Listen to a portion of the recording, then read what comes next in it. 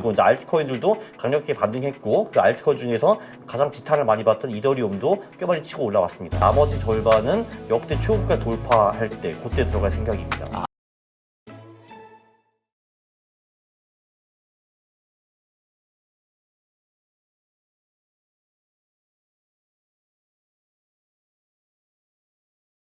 네, 오늘 모신 분은 강환국 작가입니다. 안녕하세요. 안녕하십니까. 자, 요즘 비트코인 관련해서 그동안 오랫동안 조정받다가 다시 이제 올라가는 추세가 좀 나오는 거 아닌가 이런 생각이 좀 들기도 하던데 어떻습니까? 지금 시장 상황은? 일단 진짜 뭐 한 달 전까지만 해도 4월 초까지만 해도 73,000불까지 이게 떨어졌거든요. 근데 지금 거의 104,000불까지 온 거 보니까 지금 거의 50% 아닌가? 네, 37,000 50%까지는 아니에요. 40% 정도 오른 것 같습니다. 그리고 이제 알트코인들도 강력하게 반등했고, 그 알트코인 중에서 가장 지탄을 많이 받던 이더리움도 꽤 많이 치고 올라왔습니다. 네. 어때요? 지금 그 이전 방송에서도 설명하셨지만은 이제 이쪽에 투자를 하고 있잖아요. 네. 그동안에 좀 포트 비중이 좀 달라진 게 있나요? 비트코인 투자 비중이? 한동안은 한동안 제로였다가 이제 121선 넘었을 때 들어가는 게 92,000불 정도였거든요. 이제 그때 들어갔고, 이제 그때 한 4분의 1 들어간 다음에 10만 불 넘어가서 또 4분의 1 들어가서 제 이제 목표치 한 절반 정도는 지금 채워놓은 상태이고요. 그 정도 들어가 있고, 나머지 절반은 역대 최고가 돌파할 때 그때 들어갈 생각입니다. 아, 그래요? 네. 그러니까 오히려 신고가가 나왔을 때 그때 들어간다. 네, 그렇다면 저는 뭐 아직 매수 시기로 아직도 살만하다 이렇게 보시는 거네요. 그렇죠. 근데 만약에 지금 들어가시는 거 놓쳤으면은 역대 최고가 돌파할 때 그때 들어가는 것이 꽤 확실한 방법이죠. 지금 사는 건 오히려 애매하고. 그렇죠. 지금은 사실 이제 좀 살짝 그 역대 최고가 밑에서 좀 횡보하는 상태이기 때문에 이게 이제 크게 보면 한 그 12월부터 박스권을 그릴 수가 있거든요. 그러니까 네. 10만 뭐 5천, 9천 그 언저리가 상단이고, 이제 하단은 뭐 7만 5천 여기까지 내려가는데, 그 박스권을 돌파하면은 이제 상당한 에너지가 실리는 거기 때문에 이제 그때가 리스크가 가장 낮은 이제 매수 기회라고 볼 수가 있죠. 네, 그렇군요. 어떻습니까? 지금 그래도 비트코인 관련해서 좀 조심해야 되는 리스크 요소 있나요? 뭐 세상 모든 게 사실 다 리스크이기는 하고요. 이제 그 비트코인이 확실히 좀 메인스트림에 들어왔기 때문에 그냥 전통 자산과 이제 비슷한 리스크 팩터들이 다 같이 들어간다고 보시면 될 것 같습니다. 여기서는 이제 물론 그 중에서 가장 중요한 건 통화 정책이고요. 왜냐하면 사실 기업 같은 경우는 통화 정책도 중요하지만 그 기업이 돈을 버는가 이런 게 중요한데, 이제 비트코인은 그런 게 전혀 없기 때문에 사실 통화량이 얼마나 이 세상에 있는가 그게 훨씬 더 중요합니다. 근데 그 지표가 굉장히 좋아요. 이제 1월 6일에 통화량이 바닥을 찍은 다음에 4개월 동안 계속 올라가고 있거든요. 그래서 이제 이거를 아시면 굉장히 좋은데, 그 비트코인 같은 경우는 글로벌 통화량의 한 3개월 정도 후행을 한다. 이렇게 배우시면 굉장히 좋을 것 같습니다. 지금 어때요? 이동평균선 121선을 중심으로 매수매도 이 판단을 한다고 하는데 예.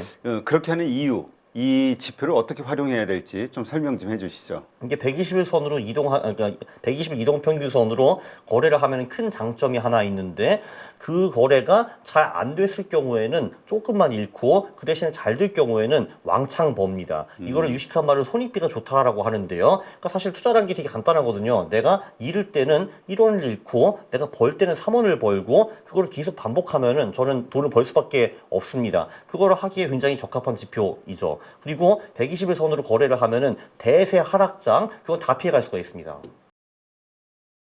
네. 지금 그렇다면 요즘 그 사실 4년 주기 사이클 이것에 의해서 반감기 이후에 오는 급등장 이런 것들을 기대했던 분들이 되게 힘들어 했었잖아요. 네. 그러면서 이제 급등장이 사라진 건가? 이런 그러니까 4년 주기 사이클이 사라진 건가? 이런 생각하시는 분들도 있던데 어떻습니까? 그러니까 사실 지금 이제 4년 사이클이라는 거는 보통 비트코인이 3년 오르고 이제 1년 망하고 3년 오르고 1년 망하고 그거를 이제 의미하는 건데, 사실 그 22년 말부터 지금까지 그 4년 사이클은 돌아가고 있습니다. 그리고 사실 22년 말부터 지금까지 이제 비트코인이 그래도 한 15,000불이었으니까 한 6배 정도 올랐거든요. 6배, 7배 정도 올랐는데 거기서 돈을 못 번 건 이제 본인이 이제 거래를 잘못한 거죠. 그래서 사실 그 3+1에서 그 3은 지금 계속 적용되고 있습니다. 적용되고 있는데 관심거리는 그거죠. 그 3+1이니까 내년에 크게 망하는 그 장이 올 것인가. 이제 그게 중요한 것 같은데, 사실 지금까지는 비트코인을 거래하는 사람들이 다 개인이었습니다. 고래도 개인이고 개미도 개인이고 있고, 네, 그런 식으로, 그리고 채굴자들이 좀 거래를 하고 이랬거든요. 그래서 반감기 사이클에 맞춰가지고 늘 그 3+1 패턴이 나왔었는데, 지금은 다른 플레이어들이 많이 등장했습니다. 사실, 최근에, 비트코인을 가장 많이 사는 축이 이제 마이크로 스트래티지죠. 이제 올해만 해도 100억 불 이상을 샀고요. 그리고 정부 들어오고 있고, 기관이 들어오고 있습니다. 그래서 이 패러다임이 좀 바뀌었다. 그래서 3+1, 1년 동안에 비트코인이 뭐 최소 60, 70%, 말하면 8, 90% 빠지는 이제 그런 3+1장이 더 이상 안 올 수도 있다라는 견해가 나타나고 있고, 그거를 지지하는 꽤 유명한 투자자들도 좀 많아졌습니다. 네, 그러게요. 그 비트코인 그 ETF가 나오지면서 일단 기관들이 사니까 자신들이 산 게 그렇게 크게 어떤 급등락이 생기게끔 놔두지 않는다. 그럼 더 사버리면 되니까. 뭐 그런 이야기도 있긴 하더라고요. 근데 사실 이게 그거는 저는 이제 동화라고 생각을 하는 게, 그러면 2008년에 미국 장은 왜 50% 빠졌으며 2000년에 왜 80% 빠졌냐? 그때도 다 기관들이 거래하는 장이었는데, 그럼 걔네들이 그 이제 그럼 그런 논리로 적용을 하면은, 그럼 나스닥이 80% 빠지는 것도 말이 안 되는 거고, 이제 금융위기 때문에 50% 빠지는 것도 말이 안 되는 것이다라고 할 수가 있잖아요. 그러나 그래서 저는 비트코인이 뭐 반토막 마이너스 70% 80%못 간다고 절대 생각을 하지는 않습니다. 네, 그거는 사실 뭐 복합적인 게 굉장히 많이 붙어 있기 때문에. 그러나 이게 3+1, 3+1, 그거는 끝났을 수도 있겠죠. 그래서 저는 이제 어떻게 하느냐, 이 사이클 이론이 틀렸다라는 사람도 있고 아직도 맞다라는 사람이 있거든요. 저는 솔직히 반반이고 잘 모르겠고, 저는 그냥 120선으로 거래하겠다. 그래서 사이클 이론자들이 맞으면은 결국은 큰 하락이 올 텐데, 저는 120선으로 이미 빠져나가고 없겠죠. 그리고 만약에 사이클 이론자들이 틀렸다, 이제 강세장이 계속 지속된다라고 하면은 저는 121선 위이기 때문에 계속 보유하면서 관망하고 돈을 벌 수가 있습니다. 네. 그러니까 지금은 사이클에 대한 그 예상 이거 하기보다는 그냥 121선을 가지고 그냥 매매하는 게 낫다라고 보시는 거군요. 예, 그렇죠. 왜냐하면은 사이클 이론자들이 맞을 수도 있고 틀릴 수도 있거든요. 저도 솔직히 잘 모르겠습니다. 저는 아직도 이제 왜 늘 이번엔 다르다라고 하는 사람들은 보통은 틀리잖아요. 이제 그 특히 금융시장에서 제일 위험한 단어가 그거잖아요. This time is different라고 하는 거. 근데 물론 지금이 진짜 different 할 수도 있지만 아닐 수도 있거든요. 근데 저는 그거와 상관없이 이 120선으로 거래하면은 얘들이 맞든 틀리든 나는 돈 번다, 뭐 이런 겁니다. 그리고 큰 손실을 이제 피할 수 있다. 네. 네. 그러니까 그 4년 주기 사이클에 대해서 너무 과신도 하지 말자. 지금 당연히 급등장이 올 거라고 생각하는 것도 지금은 해서는 안 된다. 아니, 그 급등장 이미 왔으니까요. 그 벌써 7배 올랐으니까요, 비트코인이. 네. 아, 예. 그러니까 그건 이미 이루어진 거고, 우리의 관심사는 3+1, 그러니까 그 후에 큰 대하락장이 올 수 있는가, 그거가 이제 궁금한 거죠, 사실은. 그래요. 그러면 이제 대폭락장이 올 것이냐, 이것도 이제 너무 그 과신하지 말고 지켜봐야 된다. 그렇죠. 예. 그리고 근데 참고로 저는 이 25년 상승장이 아직은 끝나지 않았다고 생각을 합니다. 네. 아, 그래요. 그렇죠. 그 상승장의 그러니까 어느 정도까지 오를 수 있을 거라고 보시는 건가요? 뭐 그래도 2억은 넘어야 이익이 아닐까라는 게 생각이고요. 예, 예, 여기 올 때마다 맨날 그 말 하긴 하는데, 예, 그렇죠. 제가 그 연초까지만 해도 3억 갈다고 생각했는데, 저도 이제 조금 찔끔 해가지고 이제 뭐 2억은 넘어야 그래도 이 정도 돼야지 그래도 좀 이제 괜찮은 상승장 아닌가라고 생각을 합니다. 근거가 좀 몇 개가 있긴 한데, 그 조금 전에 말씀드린 그 통화량이 1월부터 늘어나고 있어가지고 지금 5월까지도 계속 늘고 있거든요. 그러면은 5월에서 3월 더하면 8월이잖아요. 그러니까 이제 통화량이 가격보다 3개월 선행을 하기 때문에 8월까지는 그래도 장이 괜찮은 확률이 꽤 높아졌다라고 볼 수가 있습니다. 그리고 이게 그 8, 9월이 근데 코인이 좀 위험한 때거든요. 8, 9월에 코인이 굉장히 많이 떨어지기 때문에 보통. 근데 4분기는 또 굉장히 좋거든요. 그래서 저는 이제 연말까지는 갈 것 같고, 이제 올라갈 것 같고, 이제 그 다음에 내년에 사이클 이론상 이제 7, 80% 깨지는 장이 오는데, 그게 올 것이냐 아니냐, 그게 이제 관심사입니다. 네. 그렇군요. 자, 그렇다면 지금 시점에서 비트코인 투자 전략, 지금 뭐 새로 들어가려고 하는 분들도 있을 거고, 또 이미 들고 있는 분들도 있을 거고, 어떻게 해야 됩니까? 일단 아직 들어가시지 않으신 분들은 조금 전에 말씀드렸지만 역대 최고가 돌파가 가장 훌륭하고 리스크가 적은 전략이라고 저는 봅니다. 그럼 이제 저놈이 미쳤구나. 아니 도대체 어떻게 가장 높은 가격에서 들어가라는 거야? 라고 하실 텐데, 자 근데 대부분 사람들은 반대로 하잖아요. 얘가 10만 불이 3만 불이 되면 그때 들어가고 싶어 하는데, 물론 3만 불까지 가가지고 다시 이렇게 컴백하는 자산들도 많이 있는데 그렇지 않은 자산들이 훨씬 더 많습니다. 왜냐하면 10만 불이 3만 불이 됐다는 거는 다 뭔가 그만큼의 이유가 있다라는 거거든요. 자, 왜냐하면은 이게 내가 10만 불이 때 3만 불 내려간 그 자산을 사면은 얘가 4만 불이 되면은 4만 불에 물린 사람들이 막 팔게 되어 있고요. 네. 5만 불까지 가면 5만 불에 물린 사람이 다 팔고 이러는데 근데 내가 역대 최고가에 샀다라고 하면은 그 위에 물린 사람이 아무도 없습니다. 이건 대단히 좋은 거거든요. 그래서 그 본전 물량들이 안 나와요. 그래서 역대 최고가 돌파를 딱 할 때 사는 거는 코인뿐만이 아니라 주식이든 뭐 주가 지수든 저기 뭐 채권이든 금이든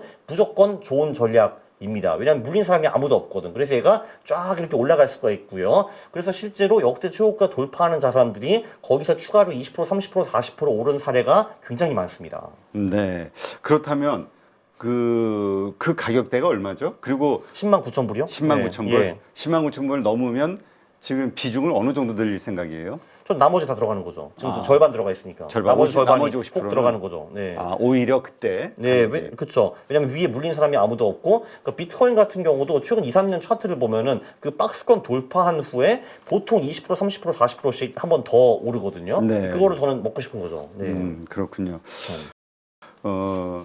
그렇다면 그 이후에 매도는 그 적어도 이제 목표가로 잡으신 2억 원 정도 되면 그때 가서 이제 매도하겠다? 이렇게 봐야 되는 건가요? 그게 지금 상당히 고민인데 저도 이제 매도는 원칙적으로 120일선 기준으로 하긴 하는데 이제 그렇게 하면 당연히 고점 매도는 불가능해지는 거죠. 이제 그게 좀 아쉽죠. 왜냐면 저도 이제 욕심쟁이기 때문에 이제 얘가 2억까지 갔는데 120일선을 팔면은 1억 6천에 팔릴 거 아니에요. 얘가 근데 그럼 4천을 놓치는 건데 그래서 이제 고점 지표들이 몇 개가 또 있기는 있습니다. 근데 솔직히 제가 그 시기에 그 고점 지표를 잘 캐치를 하고 이제 고점과 언저리에서 팔 수 있을지 그건 저도 미지수입니다. 직접 그때 가서 봐야 되는데 근데 그런 지표들이 이제 뭔가 설명을 드리면은 첫 번째는 김치 프리미엄이라는 것이 있습니다. 한마디로 이제 국내 거래소와 해외 거래소의 가격 차이라고 볼 수가 있는데요. 이제 장이 과열되면은 이제 국내에 개미들이 와 들어가가지고 가격을 확 올리거든요. 그래서 해외 거래소보다 보통 비싸지는데 그게 10% 정도 벗어나면 이건 이제 이상이라고 이제 볼 수가 있고요. 첫 번째가 그게 있고 그다음에 이제 펀딩 피라는 것이 있어요. 그거는 선물 시장에서 롱이 많이 몰려 있는가, 숏이 많이 몰려 있는가 뭐 이런 건데 그것도 0.1에서 0.15% 넘어가면은 이제 이상 시그널이라고 볼 수가 있고요.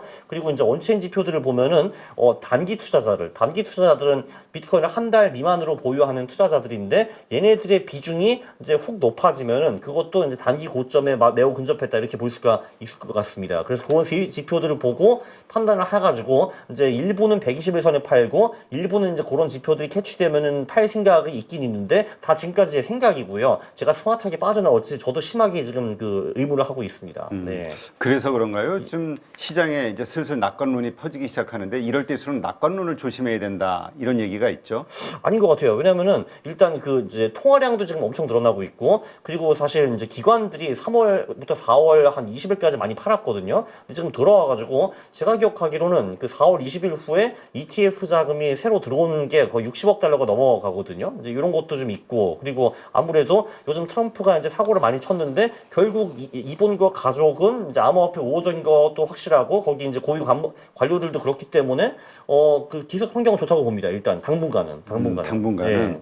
그렇다면 ETF 유입 이것이 결국 상승장, 그러니까 일시적인 상승장이 아니라 지속적으로 계속 상승장을 이끌어가는 요소가 될 것이다라는 시각은 뭐 어떻게 보시나요? 그러니까 그 사람들이 이제 사이클 이론이 끝났다. 3+1은 더 이상 적용되지 않는다라고 하시는 분들인데 그래서 저는 이제 올해까지는 그게 일단 확실히 맞다고 보고 내년은 가가지고 정말 그 사람들이 맞은지 아니면 그 사이클 이론자들이 맞는지 한번 봐야겠다라는 게 제 생각입니다. 네. 결국은 내년도 만약에 빠지는 장이 오면 역시 사이클은 통한다 네. 이렇게 가는 거고 이후에도 계속 올라간다 보면은 그 사이클 이론은 이제 틀렸다. 이제 그렇죠. 끝났다. 네. 이렇게 보는 거군요. 그 사이클 이론은 이제 끝났다고 주장하시는 분들 중에서 이제 2명이 유명한 분이 이제 계시는데 이제 주기영 대표님이라고 이제 크립토 퀀트라는 사이트를 운영하시는 분이 계세요. 이제 그분이 이제 한국 분이신데 그분도 이제 주로 이제 저처럼 퀀트를 많이 연구하기 때문에 그 사이클론을 이제 옹호하시다가 이제 그 말씀하셨거든요. 이제 요번에 상승이 끝났다라고 하셨는데 그러나 10만 불이 넘어가면 내가 틀렸다고 인정하겠다라고 했는데 10만 불 넘어가고서 내가 틀렸다라고 인정하셨어요. 왠지 그 사이클 이론이 더 이상 안 맞는지는 모르겠다 이렇게 말씀을 해주셨고 그리고 이제 마크 리치라는 사람은 이제 15년, 20년 동안 주식시장에서 연복리 40% 이상을 버신 분인데 이제 그분도 이제 그런 말을 했죠. 지금 기관들이 들어오고 있는데 아직은 많은 기관들이 들어오지 않았고 지금 아직은 많이 멀었다. 그래서 얘네들이 순차적으로 계속 들어오면은 최소한 1, 2년 정도는 비트코인 가격이 이렇게 심하게 빠지거나 빠져도 바이더딥을 할 수 있지 않을까 그런 이제 주장을 해주셨습니다. 네, 그렇군요. 자, 그렇다면 그 사실 비트코인이 오르고 난 다음에 그 다음에 또 알트코인이 또 폭등이 나오잖아요. 예, 그거 좀 왔으면 좋겠네. 예. 이번에는 어떻게 될 것이냐. 이번에 사실 사이클 이론도 다 틀렸다. 뭐 이런 얼마 전까지 비트코인이 헤매고 있을 때 네. 그런 생각하시던 분들이 참 많았었는데 어떻습니까 지금 그 시장의 기대감? 그러니까 이게 이제 3+1인데 그 3이 지금 지속 중이거든요. 제가 보기에는. 그래서 이제 그 지금까지 늘 그려왔어요. 그 3의 끝부분에 가면은 알코올이 미친 듯이 이제 올랐거든요. 저는 사실 트럼프가 이제 당선이 되고 이제 그 작년 11월이거든? 그쵸. 작년 10월인가? 작년 11월부터 그러니까 올해 1월까지 이제 코인이 많이 오르다가 이분이 취임하면서 다시 떨어지기 시작했잖아요. 저는 사실 그 작년 11월부터 그 알트장이 왔다고 사실 생각을 했었어요. 그때 특히 뭐 리플 같은 것도 4배, 5배 오르고 했는데 근데 그게 결국은 아니었던 것 같더라고요. 그 후에 이제 대부분 알트코인들이 40~50%더 이상 빠진 알트코인들이 굉장히 많기 때문에 그래서 만약에 한 번 온다면은 이제 올해 연말이 될 가능성이 이제 매우 높죠. 그 파이널 광기 쫙 이제 올라가는 거. 네. 저는 그 확률을 글쎄 한 반만 정도로 봅니다. 네. 만약에 그렇게 된다고 하면 가장 큰 수혜를 받는 코인이 어디가 될 것이냐. 사실 못 오른 이더리움 네. 얘기가 있었고 예. 그 플랫폼 이제 오래된 구닥다리다. 이젠 솔라나다. 트럼프도 미는 게 솔라나고 예. 이런 얘기도 있었고 뭐 여러 가지예요. 리플 더 올라갈 수도 있다. 이런 얘기도 있었고. 그래서 사실 트럼프 재단은 이더리움 쪽 기반 코인을 많이 샀거든요, 사실은. 예. 그래서 저는 결론은 모르겠다라는 거고, 네. 그래서 그냥 그 톱 10 그냥 다 사는 게 나쁘지 않을 것 같습니다. 1위부터 예. 시총 1위부터 10위까지. 저 지금 그렇게 들어가 있습니다, 알트코인은. 예. 그래요? 지금 이제 비트코인 비중이 가장 높은데, 알트코인은 이제 요번에 제가 좀 이제 많이 좀 뭐라고 했냐, 험블해져가지고, 모르겠다. 그냥 다 사자라고 하고 있습니다. 그럼 제가 이제 지난번에는 제가 이제 솔라나와 도지가 좋을 거라고 생각을 했는데 걔네들보다는 리플이라든지 그 미국 친구들이 훨씬 더 많이 올랐거든요. 네. 그래서 이제 제가 느꼈죠. 내가 못하는 거구나 하면서 그냥 다 사자라는 게 제 생각입니다. 네. 그러면 그럼 그 중에 두세 개 맞추겠죠. 네. 그러면 산 그 코인들 예. 매도 시점을 어떻게 잡을 거예요? 어떤 일들이 있을 때 매도할 겁니까? 비트코인과 똑같은 시절에 똑같은 그 시기에 매도를 할 겁니다. 네. 그래요? 예. 근데 일반적으로 이제까지 비트코인이 먼저 쫙 오르고 그 다음에 이제 알트코인들이 쫓아가는 걸로 이야기를 했었잖아요. 네네. 이제까지 현상들이. 예. 그렇다면 비트코인 떨어지는 것도 비트코인이 먼저 쭉 떨어지고 그 다음에 알트코인이 떨어지는 거 아닌가요? 그래서 이제 비트코인이 떨어질 때 저는 이제 비트코인을 팔 건데, 근데 물론 이제 여기서 욕심 부려가지고 한 달만 더 할 수 있을 건데, 전 그냥 그때 타고 나갈 겁니다. 그냥 네네. 알트코인도 비트를 매도할 때 그냥 같이 매도할 것이다. 예, 근데 이제 말씀하신 것처럼 실제로 과거를 보면은 알트코인이 비트코인보다 살짝 좀 뒤쳐져서 움직이는 모습이 보이기는 했는데, 제가 그 타이밍을 잘 잡을 수 있을까? 저는 심히 의문입니다. 네. 근데 이번에 예. 이더리움이 그 비트코인 반등하면서 이더리움이 크게 올랐는데 뭐 특별한 이유가 있나요? 저는 전혀 이해를 못했습니다. 그게 왜 올랐는지. 네. 네. 시총 2위죠 지금. 네, 2위입니다 아직도. 네. 네. 이더리움 너무 올드하고 뭐 무겁고 뭐 별 그 부정적인 의견들도 많긴 한데. 예, 뭐 요번에 또 무슨 업데이트 했다고 하긴 하는데, 근데 그 업데이트는 매년 뭐 하는 거니까요, 사실. 그래서 왜 올랐는지 솔직히 잘 모르겠고, 그냥 뭐 많이 떨어졌으니까 올랐나? 그 정도이고, 뭐 펀더멘탈로 이더리움 별로 좋은 거는 좀 보이지 못했습니다. 네. 네. 그러니까 예. 이유는 모른다. 근데 사실 알트코인들도 오르는 이유 빠지는 이유 없죠. 뭐 사실 그때 분위기에 따라서 가는 거니까. 그렇죠. 저는 늘 강조하지만 이제 알트코인 99.99%는 쓰레기이고 그 나머지 0.01%는 뭔지 모르겠다라는 게 이제 제 늘 답변인데, 그래서 투기성 자산이라고 보고 당연히 이제 비트코인 비슷한 거 같이 간다고 보시면 됩니다. 네. 비트코인은 다르게 보는 거죠. 비트코인 다르죠. 네, 그건 다르죠. 네. 지금 그래서 저도 사실 최근에 이제 이런 영상을 하나 찍었어요. 이제 아직도 이제 비트코인이 뭔 이제 소용이 있는가, 그거를 이제 그 어떤 분이 페이스북에서 질문하셔가지고 제가 그거에 대해서 영상을 하나 찍었거든요. 근데 제가 보기엔 이런 것 같아요. 이게 그 이제 선진국 국민 같은 경우는 이제 특히 부자 같은 경우는 이제 그 가장 싫어하는 게 세금이고 이제 정부가 내 자산에 찝쩍거리는 걸 가장 싫어하잖아요. 그래서 거기에서 가장 상대적으로 자유로울 수가 있고 자산을 해외로 빨리 보낼 수 있는 가장 훌륭한 수단이 일단은 이제 비트코인이고요. 이게 또 후진국으로 가면은 아이러니하게 비트코인이 더 가치가 높아져요. 왜냐하면 이제 선진국 같은 경우는 정부가 이제 국민의 자산을 빼앗을 때 좀 세련되게 있게 빼앗잖아요. 인플레이션을 발행한다든지 세금을 높인다든지 또 후진국이 가가지고 어이 내놔 퍽 하는 경우가 많잖아요. 근데 이렇게 어이 내놔 퍽 할 때 내 자산을 보유할 수 있는 수단이 사실상 비트코인밖에 없어요. 후진국 같은 경우는. 그리고 이제 좀 더 장기적으로 보면은 이 달러가 붕괴가 되면은 다음 화폐가 금과 비트코인 이 두 개 중에 하나에 결국 묶일 수밖에 없는데 이제 그게 비트코인의 가능성이 있죠. 이제 그 가능성이 100%는 아니지만 0%도 아니다. 그래서 그 비트코인이 그런 장기적으로도 수요가 있는 거죠. 네. 그러면은 알트코인과 뭐가 다른가? 자, 알트코인 같은 경우는 이제 그냥 재단이 내키는 대로 찍어낼 수가 있잖아요. 근데 비트코인은 일단 재단도 없고 그 만든 사람도 사라져 버렸고 이제 그 룰을 바꿀 수가 없기 때문에 이제 그 희소성이 있다. 그게 이제 알트코인과 다른 것 같습니다. 네, 알겠습니다. 지금 전체 투자 자산의 몇 프로 정도가 저 코인에 들어가 있죠? 코인이 어차피 이제 맥스가 한 30% 언저리니까 그거의 절반이라고 보시면 되죠. 아, 지금. 그거의 예. 절반. 그러니까 예. 전체 자산의 한 15%가 그렇죠. 지금 예. 투자가 돼 있고 예. 추가로 그 정고점을 뚫는 순간 15%가 더 들어간다. 그렇습니다. 이렇게 이해하면 예. 되겠군요. 예. 알겠습니다. 6월 대선을 앞두고 있는 상황에서 상법 개정이라든지 증시 활성화에 대한 그런 기대감들이 분명히 만들어질 거라고 생각을 하고 있고요. 트럼프가 고관세를 매기는 부분들이 지금 해결이 되어가는 단계잖아요. 금리 인하 시기에 수출하는 나라이기 때문에 외국인들까지 들어오게 된다라고 하면 굉장히 좋은 흐름이 만들어질 수 있다.